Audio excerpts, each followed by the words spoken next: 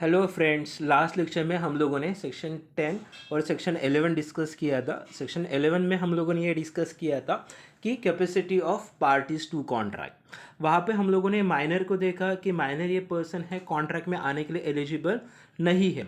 आगे ये हमारा सेकंड लेक्चर है माइनर के रिगार्डिंग। अब क्या होगा, माइनर पर्सन कॉन्ट्रैक्ट में आ गया तो उसके इफेक्ट्स क्या रहेंगे, इसके लिए हम लोगों ने पार्ट 2 बनाया है। तो अगर आपने प्री पार्ट 1 नहीं देखा है तो पहले आप वो पार्ट देख लीजिए, उसके बाद में ये वीडियोस आप देख लेना। लास्ट वीडियो में हम लोगों ने ये डिस्कस किया था कि माइनर पर्सन है, he is incapable to enter into a contract. और कोई भी पर्सन है माइनर के साथ में अगर कोई भी अग्रीमेंट या कॉन्ट्रैक्ट करेगा तो उनका कॉन्ट्रैक्ट या अग्रीमेंट वॉइड एबन इनिशियो रहेगा, जिसका लॉ के according to the law there is no meaning, कुछ भी मीनिंग नहीं रहेगा। उसके रिगार्डिंग हम लोगों ने मोहरी बीबी वर्सेस धर्मदास घोष का केस भी डिस्कस किया था। अब हम लोग माइनर कॉन्ट्रैक्ट है जो माइनर के साथ में होते हैं उनके लीगल इफेक्ट्स क्या रहेंगे, इसके रिगार्डिंग हम लोग डिस्कस करने वाले हैं। देखो, माइनर का मतलब कौन है, हु इज माइनर, ये ऑलरेडी हम लोगों ने डिस्कस किया है कि माइनर कौन है। जो पर्सन ने 18 साल अटेंड नहीं किए हैं वो पर्सन कौन सा है, माइनर। ये कहाँ पे दिया है, हमारा जो इंडियन मेजोरिटी एक्ट है 1857 का, वहाँ के सेक्शन 3 में ऐसे दिया है। अगर कोई भी पर्सन माइनर है, वो माइनर की प्रॉपर्टी को मैनेज करने के लिए यहाँ पे गार्डियन है, उसका अपॉइंटमेंट हो सकता है। जहाँ पे भी गार्डियन का अपॉइंटमेंट किया बाय द कोर्ट के परमिशन से, तो वहाँ पे जो एज ऑफ मेजॉरिटी है वो 21 ईयर्स हो जाती है इंस्टेंट ऑफ 18 ईयर्स। तो आप ये बात हमेशा याद रखना। बहुत मोस्ट ऑफ टाइम पे ऐसे एमसीक्यू मतलब मल्टीपल चॉइस क्वेश्चन पूछ लेते हैं कि अगर गार्डियन अपॉइंट किया तो वहाँ पे एज ऑफ मेजॉरिटी कितना है। जनरली गार्डियन को अपॉइंट किया तो वहाँ पे एज ऑफ मेजॉरिटी है वो 21 ईयर्स है। एक बार आप अच्छे से मेमोराइज कर ले लो। उसके बाद में सेक्शन 11 ही हमारा ये कहता है कि expressly forbidden a minor from entering into a contract. Expressly forbidden है। इसके पहले हम लोगों ने डिस्कस किया था कि कोई भी पर्सन है माइनर के साथ में कॉन्ट्रैक्ट करता है या माइनर किसी भी पर्सन के साथ में कॉन्ट्रैक्ट करता है तो वो कॉन्ट्रैक्ट क्या रहेगा, एब्सोल्युटली वॉइड एब इनिशियो रहेगा। लेकिन यहाँ पे नेचर डिपेंड है कि माइनर का वो पर्सन में कॉन्ट्रैक्ट में आना, ये नेचर क्या है, ऑब्जेक्ट क्या है। अगर इस उसके एक्सेप्शंस में भी हम लोग इसके बाद में हम लोग एक्सेप्शन डिस्कस करने वाले हैं कि माइनर कब कॉन्ट्रैक्ट में आ सकता है, कब कॉन्ट्रैक्ट में नहीं आ सकता है। लेकिन फॉर्मली आप ये देखना कि माइनर के साथ में कॉन्ट्रैक्ट करना ये एक्सप्रेसली प्रोहिबिटेड है। अगर कोई भी पर्सन माइनर के साथ में अग्रीमेंट करता है या कॉन्ट्रैक्ट करता है तो उसका contract not enforceable by law रहेगा। उसके बाद में ये हम लोगों ने देखा है मोहरी बीवी वर्सेस धर्मदास घोष के केस में। यहाँ पे एक्सप्रेसली प्रीवी काउंसिल ने ऐसे बोला है कि कोई भी पर्सन है माइनर इनकॉम्पिटेंट है कॉन्ट्रैक्ट में आने के लिए, और कोई भी पर्सन है माइनर के साथ में कॉन्ट्रैक्ट करता है, ओके, और वो कॉन्ट्रैक्ट बाद में अगर वो पर्सन को पता चला कि जिस पर्सन के साथ में हम लोगों ने कॉन्ट्रैक्ट किया है वो तो पर्सन माइनर है, ओके, तो हम लोग एनफोर्समेंट माइनर को कॉन्ट्रैक्ट एनफोर्स करने के लिए कंपल्शन नहीं कर सकते। यही मोहरी बीवी वैसे धर्मदास घोष के केस में हुआ था। जो माइनर था वो माइनर है, वो उनके जो स्टेट मैनेजर है उनको पता था, और पता होने के बावजूद भी वो पर्सन ने कॉन्ट्रैक्ट किया है, ओके।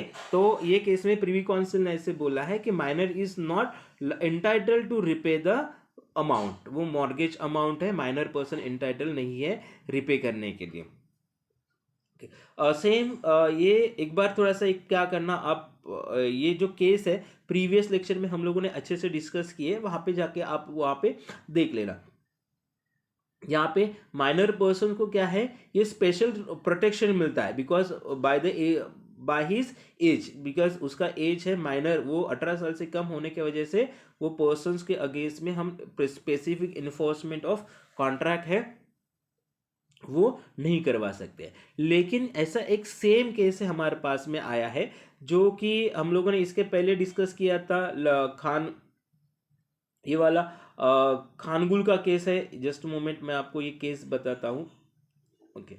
ये खानगुल वर्सेस लखा सिंह का केस है, ये केस एग्जैक्टली अपोजिट है मोहरी बीबी के केस से। यहाँ पे क्या होता है कि एक माइनर पर्सन है, अब हम लोग ये केस कैसे बीच में ही देख रहे हैं, लेकिन ये केस हम लोग डिटेल में भी डिस्कस करेंगे कि एक माइनर पर्सन होता है, फ्रॉडुलेंटली उन्होंने अपना एज है वो कॉन्सिल किया, एज है छुपाया है, और उसके बाद में वो पर्सन कॉन्ट्रैक्ट में एंटर हुआ है और वो माइनर ने 17,500 रुपीज रिसीव किए हैं। यहाँ पे refund perform part of bargaining और plaintiff paid recovery of possession और रिफंड द कंसिडरेशन। तो जहाँ पे प्लेंटिफ ने केस फाइल किए माइनर के अगेंस्ट में, तो उन्होंने क्लेम किया है कि उन्होंने एक तो पैसे तो भी वापस करने चाहिए, नहीं तो उनको पोजीशन तो भी वो मॉर्गेज का देना चाहिए।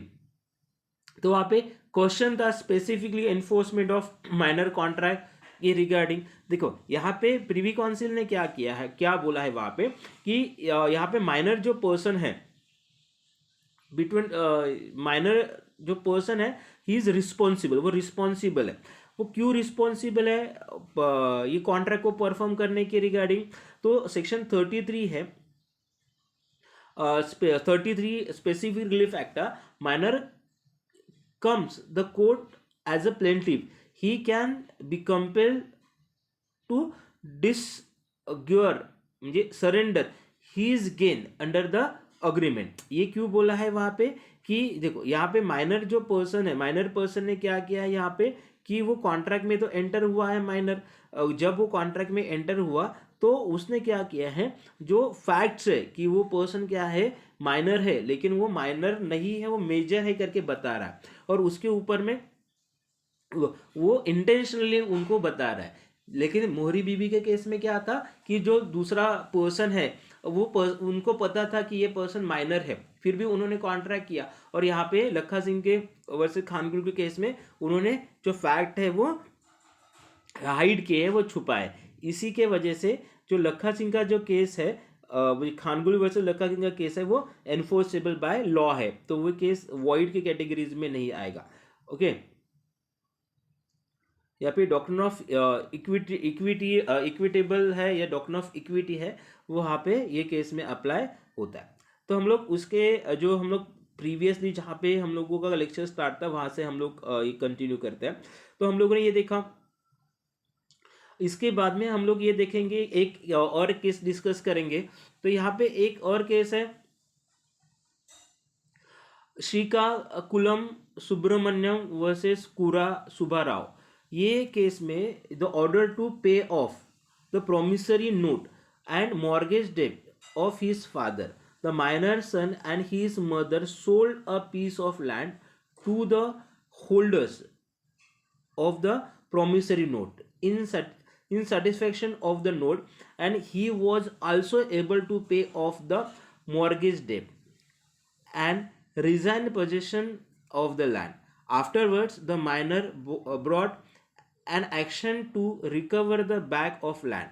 Lord Morton held that section 11 and Muhri Bibi case leave no doubt that a minor cannot contract, and if the guardian had taken no part in these transactions it would have been void, but the contract being for the benefit of minor and within the power of the guardian was held to be binding upon him. तो यहाँ पे उन्होंने ये case में ऐसे बोला है कि कोई भी पर्सन्स है माइनर के बेटरमेंट के लिए अगर कोई भी अग्रीमेंट करता है और कॉन्ट्रैक्ट करता है तो वो इन्फोर्सेबल बाय लॉ रहेगा कि माइनर के बेटरमेंट के लिए। वहाँ पे एक्ट ऑफ नेसेसिटी भी आ जाती है।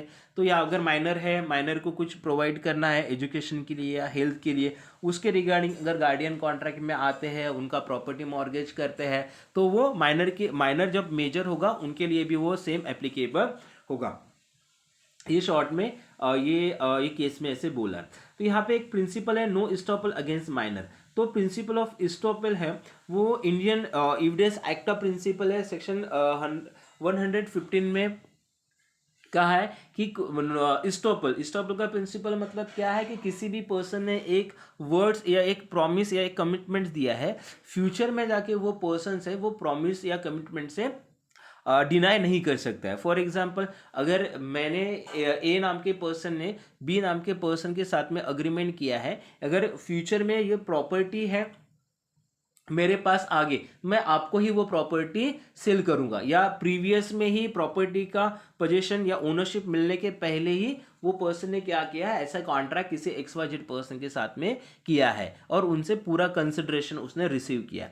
After attaining the age of majority, और उस वो प्रॉपर्टी है वो पर्सन के नाम पे सक्सेसफुली ट्रांसफर हो गई, तो वो पर्सन वो प्रॉपर्टी को ट्रांसफर करने के लिए जिस पर्सन से उन्होंने कंसिडरेशन रिसीव किया है वो पर्सन को ट्रांसफर करने से डिनाई नहीं कर सकता है। तो इसको बोलते हैं इस्टॉपल का प्रिंसिपल, जो कि पास में आपने कोई भी अग्रीमेंट किया है या कोई कॉन्ट्रैक्ट किया है, फ्यूचर में आप वो कॉन्ट्रैक्ट से डिनाई नहीं कर सकते हो।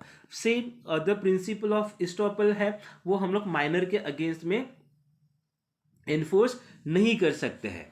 ओके, तो यहाँ पे minor when the executing the agreement the other words can be precluded the disclosing his true age in any subsequent litigation resulting from the contract। तो मोहरी बीबी के केस में भी ऐसे ही हुआ था कि सेक्शन किसी भी माइनर को आप इस्टॉपल मतलब स्पेसिफिकली परफॉर्म के लिए कंपेल नहीं कर सकते हो, और माइनर के अगेंस्ट में माइनर ने कोई भी अग्रीमेंट या कॉन्ट्रैक्ट किया है फ्यूचर में आप उसको भी वो स्पेसिफिकली परफॉर्म के लिए बाइंडिंग नहीं कर सकते हो। सादिक अली खान वर्सेस जय किशोरे, जैसे कि Privy Council observe that the deed executed by a minor is a nullity and incapable for founding a plea of estoppel. The principles underlying the decision being there can be no estoppel against statute. The position is even if a minor has entered into a contract by misrepresenting his age, he can at any later stage plead minority and avoid the contract. Minority in India as a fact, not a privilege, मतलब not a law, and this fact can be proved at any stage of the proceeding regardless of the surrounding circumstances. इसका मतलब ये है कि minor person है वो minority अपना consul करके हाइड करके या मिस रिप्रेजेंटेशन से किसी भी पर्सन के साथ में अगर कॉन्ट्रैक्ट किया तो वो माइनर है, ये केस ये कभी भी वो डिस्क्लोज कर सकता है, कभी भी कौन से भी टाइम पे वो कौन से भी स्टेज पे वो डिस्क्लोज कर सकता है और वो माइनॉरिटी का जो बेनिफिट है वो क्लेम कर सकता है। उसके बाद में no liability in a contract of liability in a contract for minor. यहाँ पे उन्होंने ऐसे बोला है कि minor is a law incapable of giving consent. Minor है अकॉर्डिंग टू लॉ वो कंसेंट देने के लिए इनकेपेबल है, and there being no consent, there being no contract, यहाँ पे कंसेंट नहीं है वहाँ पे भी कॉन्ट्रैक्ट नहीं है at all, and hence no liability in an agreement enter by the minor. अगर ऐसे विदाउट कंसेंट माइनर अगर कॉन्ट्रैक्ट में एंटर करता है तो वहां पे कोई भी लाइबिलिटीज नहीं रहेगा। नो रेटिफिकेशन, अगर माइनर पर्सन ने अग्रीमेंट किया है उसका अग्रीमेंट वॉइड अबेन इनिशियो है तो अग्रीमेंट है वो आगे जाके रेटिफाइड नहीं होगा, उसके लिए वो पार्टी को फ्रेश कॉन्ट्रैक्ट ही बनाना पड़ेगा। यहाँ पे एक माइनर पर्सन है, after attaining the age of minor during the minority the minor person has enter into a contract, और जो कि कॉन्ट्रैक्ट का स्टेटस उसका वॉइड एबेन इनिशियो रहेगा। आगे माइनर मेजर होगा तो उसका जो सेम कॉन्ट्रैक्ट है वो एनफोर्सेबल नहीं हो सकता है। मतलब क्यों, कि रीजन क्या है उसका कि माइनर है का कॉन्ट्रैक्ट है वो नो रेटिफिकेशन के कैटेगरीज में आता है। वो माइनर मेजर होने के बाद में ऑटोमेटिकली कॉन्ट्रैक्ट वो एनफोर्सेबल नहीं होगा, उनके लिए उनको फ्रेश कॉन्ट्रैक्ट है करना पड़ेगा। तो यहाँ पे नो रेटिफिकेशन के रिगार्डिंग बोला है। देखो यहाँ पे क्या बोला है कि minor's agreement being void, minor का अग्रीमेंट क्या है, वॉइड है। There can be no ratification of the agreement on his reaching the age of majority. जब माइनर पर्सन है वो मेजर हो गया तो उसका जो प्रीवियस वॉइड अग्रीमेंट है वो एनफोर्सेबिलिटी में या वैलिड में कन्वर्ट नहीं होगा। ratification can only be act which are valid in law at the time of commission and also at the time of ratification. Since the agreement entered into by minor during his minority is not valid in law, he cannot on his reaching the age of majority ratify it. इसके पहले हम लोगों ने discuss किया था कि minor during the minority अगर वो कॉन्ट्रैक्ट करता है तो नल एंड वॉइड रहेगा, after attaining the age of majority वो कॉन्ट्रैक्ट वैलिड नहीं होगा, तो वो कॉन्ट्रैक्ट कैसे रहेगा, वॉइड ही रहेगा, वो कॉन्ट्रैक्ट वैलिड नहीं होगा.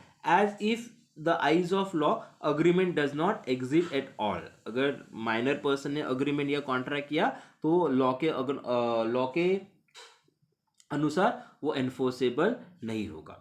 यहाँ पे बोला है कि limited application of restitution in case of minors agreement, ये हम लोग देख लेते हैं. ओके, तो यहाँ पे क्या बोला है कि if a minor obtain property और गुड्स बाय मिसरिप्रेजेंटेटिंग, यहाँ पे इक्विटी प्रिंसिपल से अप्लाई हुआ है बेसिकली. हम लोग देखते हैं ये देखो यहाँ पे क्या है, माइनर्स ऑब्टेन अ गुड्स और property misrepresenting his age, he can compel to restore it but only so long as the same traceable in his position.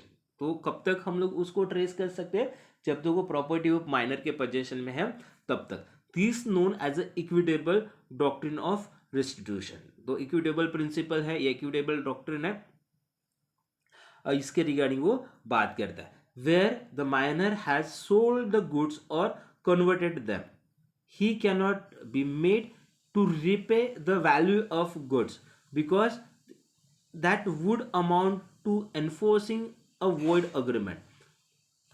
So also doctrine will not apply where the minor has obtained cash instead of goods. अगर minor person ने वो goods बेच दिए तो उसके against में जो equitable principle है वो अप्लाई नहीं होगा. यहाँ पे बोला है कि specific relief act authorized in court to order to compel compensation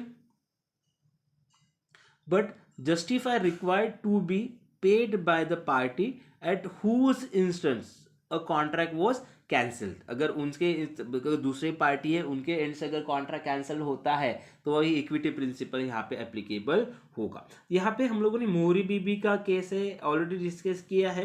तो मोहरी बीबी का केस इसके पहले भी हम लोगों ने डिस्कस किया कि कैसे माइनर पर्सन है अगर किसी अग्रीमेंट या कॉन्ट्रैक्ट में आता है तो उसका अग्रीमेंट या कॉन्ट्रैक्ट वॉइड एब इनिशियो रहेगा. लेकिन इसके पहले हम लोगों ने खानगुल का भी केस माइनर के साथ में हम लोगों ने खानगुल, वैसे लखा सिंह का भी केस हम लोगों ने डिस्कस किया था. अगर माइनर है जो अब वो उसका माइनॉरिटी अगर हाइड करता है और कॉन्ट्रैक्ट में आता है तो उसको वो बेनिफिट्स वो माइनर को नहीं मिलेंगे. ओके, तो उसके लिए माइनर अगर रिस्पॉन्सिबल नहीं है तो माइनर के गार्डियन या माइनर की प्रॉपर्टी है वो रिस्पॉन्सिबल रहेंगे. ये खानगुल के केस में बोला है. कभी भी आप एक ही केस को मत पढ़ना. एक केस मतलब कौन सा, मोहरी बीबी के केस को मत पढ़ना.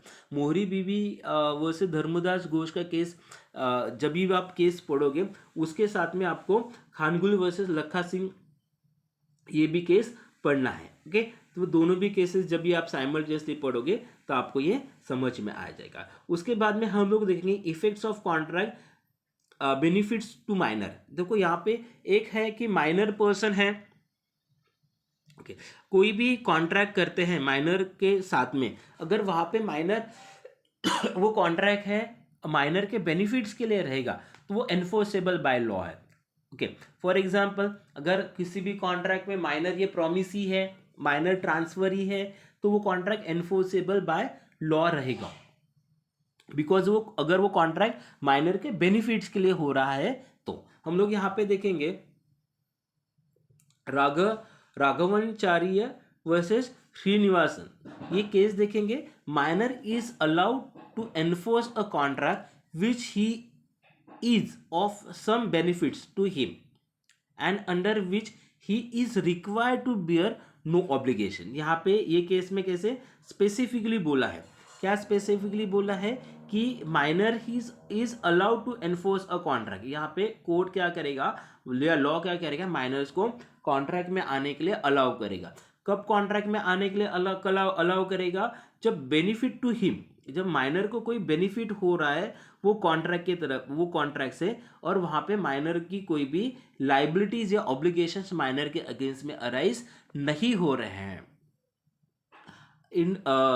In the said case, full bench of Madras High Court unanimously decide that a mortgage executed in favor of minor who has advanced the whole of mortgage money is enforceable by him or any other person on his behalf. तो minor है, minor के benefits के लिए अगर यहाँ पे mortgage execute हो रहा है तो वहाँ पे माइनर, नहीं तो माइनर के बिहाफ में उसके गार्डियन वगैरह है, वो क्या रहेंगे? वो लाइबल या रिस्पॉन्सिबल रहेंगे. ये केस में ऐसे बोला है. ओके, बिकॉज जो कॉन्ट्रैक्ट और अग्रीमेंट हो रहा है वो किसके किसके बेनिफिट्स के लिए हो रहा है? वो माइनर के बेनिफिट्स के लिए हो रहा है. यहाँ पे एक और थिंग्स है against the important note that there where the contract is still executory or the consideration is still to be supplied. The principle of Mori BB case would prevent any action on the contract. For instance, Raj Rani versus Prem Adip, ये case में the plaintiff a minor was allotted by the defendant a film, the producer a role in film. The agreement was made with her father. The defendant ultimately allotted that role to another artist and terminated the contract with the plaintiff's father. Held that neither the plaintiff nor her father could sue on the promise if it was a contract with the plaintiff. She being the minor, it was a nullity.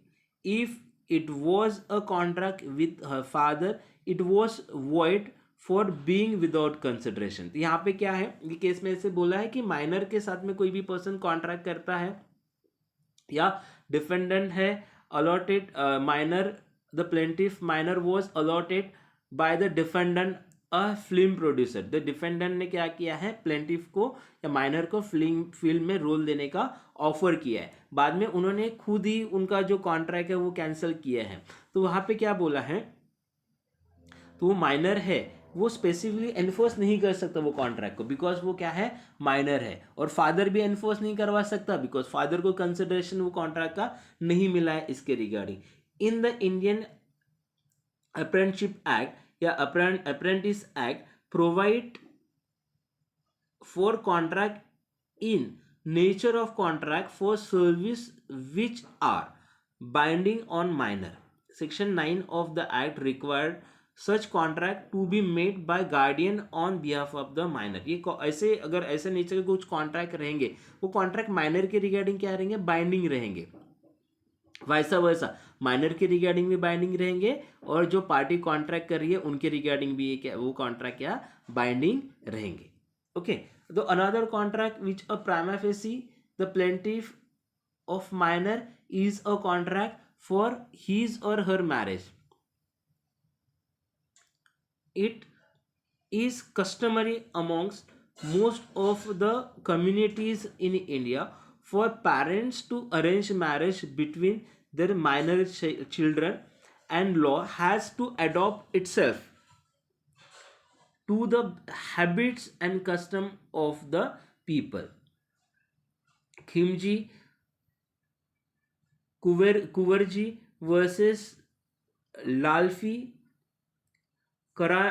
करामसी, ये case में ऐसे बोला है कि contract of marriage could be enforce against the other contracting party at the instance of a minor, but it can not be enforce against the minor. अगर कोई person ऐसे contract करता है माइनर के विल के अगेंस्ट में, वो क्या वो एनफोर्सेबल नहीं रहेगा. Minor has the option to retiring from a contract in beneficial nature on attaining majority, provided he experience the opinion within a reasonable time. देखो यहाँ पे क्या होता है कि माइनर है during the course of minority, अगर उसका मैरिज भी उसके फादर ने फिक्स किया है तो उस माइनर के अगेंस्ट में वो माइनर को वो कंपल्शन नहीं रहेगा वो शादी को कंटिन्यू करना, वो शादी परफॉर्म करना, बिकॉज उनका जो शादी है वो फिक्स हुआ है जब वो माइनर थे तब। जब वो माइनर मेजॉरिटी में आ गया तो माइनर के पास में ऑप्शन रहेगा कि वो शादी करनी है या नहीं करनी है, वहाँ पे माइनर को कोई भी पर्सन कंपेन नहीं कर सकता है। ओके, एक दूसरा केस है चैपल वर्सेस कूपर का केस। ये भी एक इंटरेस्टिंग केस है। Things necessary are those without which an individual can not reasonably exist. ये एकदम इंटरेस्टिंग केस है। ये क्यों इंटरेस्टिंग केस है? यहाँ पे things necessary are those without which an individual can not reasonably exist. यहाँ पे ऐसे बोला है कि कोई भी पर्सन को क्या है, नेसेसरी थिंग्स वो सप्लाई किए हैं। नेसेसरी थिंग्स में क्या आएगा? फर्स्ट प्लेस में फूड है, क्लॉथिंग है, लॉजिंग है, ऐसे कुछ कोई भी ऐसे एटम्स है जो कि उस नेसेसरीज है उसके लाइफ के लिए अगर वो प्रोवाइड करता है, वो जो कि relevancy fact to be determine which reference to the fortune and circumstances of particular minor, किसी माइनर को अगर वो देता है तो hence gold watch may be article of necessary is in one cases and item luxury in another depending on the status of minor. The importance of making differentiation is seller would be able to recover the cost of the watch in first case and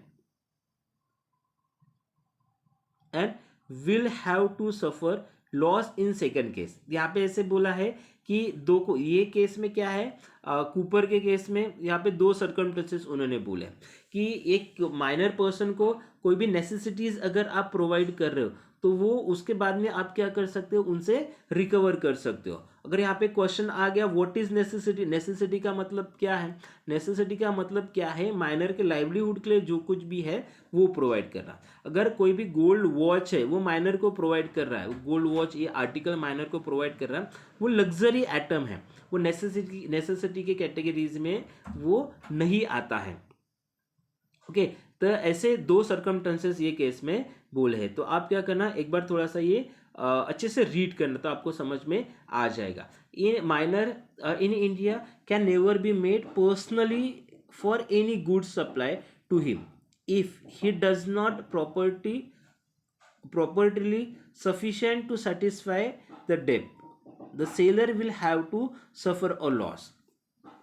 Render the minor estate liable for necessaries to condition must be satisfied। अगर minor के regarding अगर necessaries है वो supply किया है तो वो necessaries वो सेटिस्फाइड फुलफिल होती है दो कंडीशंस, तो क्या कर सकते हो, माइनर के गार्डियन से या माइनर के प्रॉपर्टी से आपने जो कुछ भी एक्सपेंसेस किया है माइनर के लिए आप रिकवर कर सकते हो। फॉर एग्जांपल अगर माइनर पर्सन है वो रास्ते से जा रहा है और उसका एक्सीडेंट होता है और बी नाम के पर्सन ने माइनर पर्सन को हॉस्पिटलाइज किया है और हॉस्पिटलाइज करने के किया और माइनर का जो मेडिसिन का खर्चा है वो बी नाम के पर्सन ने ही बेयर किया है। ओके, बाद में जो जितना भी खर्चा है माइनर के लिए किया, मेडिसिन या हॉस्पिटल का जितना भी खर्चा है, तो वो बी नाम का पर्सन है वो रिकवर कर सकता है माइनर के गार्डियन से या माइनर के प्रॉपर्टी से, बिकॉज वहां पे एक्ट ऑफ नेसेसिटी थी। यही यहाँ पे डिफाइन किया है। हम पहली कंडीशंस देखते हैं। The contract must be for good reasonably necessary for his support in his station in life. पहला यहाँ पे फुलफिल हो गया। सेकेंड क्या है, he must not have already a sufficient supply of those necessaries. तो यहाँ पे दोनों भी केसेस आप देख लेना। देखो पहले इसमें क्या बोला है कि जो पर्सन से अगर वो अपन नेसेसरी सप्लाईज उसको किया है तो आप रिकवर कर सकते हो। He must not have already sufficient supply of this necessity. वो पर्सन को क्या है, पहले से ही वो नेसेसिटी जो भी आपने प्रोवाइड किया है वो पहले से ही प्रोवाइड किया नहीं रहना चाहिए। जो दो कंडीशंस नेसेसिटी में आते हैं, दोनों भी कंडीशंस क्या करना, एक बार थोड़े से मेमोराइज कर लेना। वहाँ पे एक और केस है नाश वर्सेस इनमैन का। वहाँ पे उन्होंने बोला है कि supplies has no prove not only that goods supply were suitable to the condition in life of the infant, but that he was not sufficiently supplied the goods with the goods of that class। Okay उसके बाद में हम लोग देखेंगे minor as a shareholder. तो यहाँ पे specifically बोला है कि माइनर जो पर्सन्स है वो कभी भी कम शेयर होल्डर नहीं बन सकता है। ओके वो किसी भी कंपनी के शेयर्स में माइनर ओन नहीं कर सकता है। अगर बाय मिस्टेकली माइनर है किसी भी कंपनी का शेयर होल्डर बन गया तो उनका नाम है शेयर होल्डर के लिस्ट से हटाना चाहिए, बिकॉज माइनर वो किसी भी कंपनी के साथ में एज अ शेयर होल्डर करके कॉन्ट्रैक्ट नहीं कर सकता है। लेकिन माइनर के लिए उसके गार्डियन है वो शेयर परचेज कर सकते हैं। ओके तो माइनर को अगर minor can not directly purchase the shares, directly share buy नहीं कर सकता है, लेकिन उनके गार्डियन थ्रू माइनर है कंपनी के शेयर्स वो बाय कर सकता है। और माइनर जो गार्डियन है माइनर के शेयर का एज अ ट्रस्टी करके अपॉइंट वहाँ पे हो सकता है। उसके बाद में माइनर एज अ पार्टनर ये देखेंगे कि section 30 of the Indian partnership act ये कहता है कि माइनर है वो पार्टनरशिप फॉर्म में पार्टनर्स बन सकता है। और यहाँ पे जो गार्डियन है और जो एडल्ट पार्टनर है उनकी कंसेंट रहनी चाहिए माइनर को पार्टनर बनाने के रिगार्डिंग। और यहाँ पे माइनर है खाली प्रॉफिट है वो रिसीव करेगा, किसी भी काइंड के लॉसेस और लाइबिलिटीज है वो वहाँ पे शेयर नहीं करेगा। With in a 6 month of his attend the majority.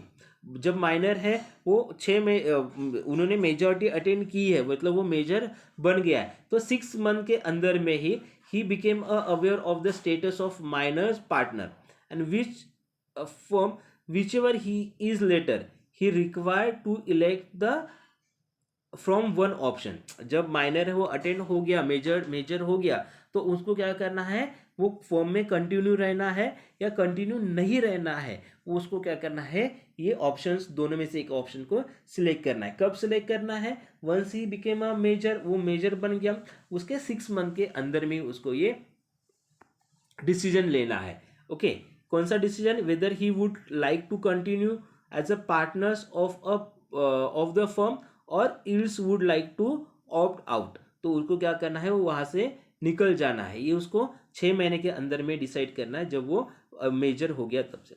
If he decide to opt then he ceases to be a partner from the date of election and would no longer be entitle to the shares in a partnership profit. तो अगर उसने decide किया कि मुझे partnership form से चला जाना है, तो वो क्या करेगा, वहां से वो हट जाएगा, वो किसी भी प्रकार का प्रॉफिट है वो रिसीव नहीं करेगा। If he decide to continue a partner, अगर उसने डिसाइड किया तो पार्टनरशिप फर्म का पार्टनर कंटिन्यू रहने का, his decision will have retrospective effect that he will be deemed to be a full-fledged partner from the date he had first entered the firm as a minor. He then became liable for all acts and losses of the firm during his period. तो अगर उन्होंने decide किया minor ने कि उसको partnership form में अगर continue रहना है, तो माइनर क्या है, सभी लॉसेस के लिए लायबल रहेगा। तो यहाँ पे दो ऑप्शन है माइनर के पास में है। तो माइनर का एक्ट कैसे रहेगा, रिट्रोस्पेक्टिव नेचर का रहेगा। यहाँ पे स्पेसिफिकली उन पार्टनरशिप एक्ट के सेक्शन 30 में बोला है। Okay minor as a trustee, तो यहाँ पे under the transfer of property act section 13, 14 and section 127 ये डील करता है कि माइनर है ट्रांसफरी, आप minor as a transferee, sorry minor as a transferee. तो यहाँ पे क्या बोला है सेक्शन 13, 14 और 127 ट्रांसफर ऑफ प्रॉपर्टी एक्ट में, तो माइनर क्या ट्रांसफरी बन सकता है। ओके तो इसके पहले हम लोगों ने डिस्कस किया है कि माइनर क्या बन सकता है, ट्रांसफरी बन सकता है, प्रॉमिसी बन सकता है। मतलब माइनर जो बेनिफिट है वो रिसीव करने के लिए एलिजिबल है। तो यहाँ पे रूल्स अगेंस्ट परपेचुइटी है जो सेक्शन 13 और section 14 transfer of property act में डिस्कस किया था। एकदम अच्छा रूल है, एक बार ये आपको ये इन डेप्थ डिस्कस करना चाहिए, बिकॉज कोई भी प्रॉपर्टी है खाली वन जनरेशन ही ट्रांसफर होती है। Okay, so on generation property वो ट्रांसफर नहीं हो सकती है, ये रूल्स अगेंस्ट परपेचुइटी में यहाँ पे बोला है। और जो भी माइनर को प्रॉपर्टी ट्रांसफर होगी वो ड्यूरिंग द लिविंग पर्सन के लाइफ टाइम में ही वो प्रॉपर्टी ट्रांसफर होगी। एक बार थोड़ा सा आप लोग क्या करना ये देख लेना। उसके बाद में minor as a trade union member, यहाँ पे स्पेसिफिकली बोला है कि माइनर है जो ट्रेड यूनियन एक्ट है, under the trade union act minor over the age of 15 years and below the age of 18 years can be a member of registered trade union and can enjoy all rights and privilege available to such member. तो यहाँ पे trade union act है, वहाँ पे 15% से ऊपर है और 18 से नीचे है, तो माइनर पर्सन है वो ट्रेड यूनियन का मेंबर बन सकता है और पूरे राइट्स एंड लाइबिलिटीज है वो एंजॉय कर सकता है। यहाँ पे ऐसे बोला है। माइनर अंडर इंसॉल्वेंसी, यहाँ पे इंसॉल्वेंसी एक्ट है हमारे पास में। इंसॉल्वेंसी एक्ट में minor in India can not declare insolvent and bankrupt, आप माइनर को कभी इंसॉल्वेंट और बैंकरप्ट डिक्लेयर नहीं कर सकते हो, ऐसे इंसॉल्वेंसी एक्ट करता है। और हमारे पास में और एक एक्ट है वेरियस लेबर लॉज है। Okay, minor under various labour laws, तो कोई भी फैक्ट्रीज एक्ट है 1948 का, माइंस एक्ट है 1952 का, या प्लांटेशन एक्ट है 1951 का, वहाँ पे जो minor of 14 years to 18 years can be employed in a factory, mines और plantation as a worker, लेकिन वो वर्क का नेचर वो हजार्डस नेचर का नहीं रहना चाहिए। ओके, तो यहाँ पे हम लोग माइनर के रिगार्डिंग इन डेप्थ हम लोगों ने डिस्कस किया है पूरा। जो कॉन्ट्रैक्ट एक्ट है उसके साथ में अलाइड लॉज है, ये भी हम लोगों ने डिस्कस किया। तो माय डियर फ्रेंड्स, आपको अगर ये वीडियोस थोड़ा लॉन्ग हुआ लेकिन ये पूरा देखना। अगर आपको ये वीडियो पसंद आए तो आप ये वीडियो किसी अपने फ्रेंड्स को शेयर भी करना और मेरे चैनल को प्लीज़ सब्सक्राइब भी कर लो और ये वीडियो को लाइक भी करना। Thank you so much.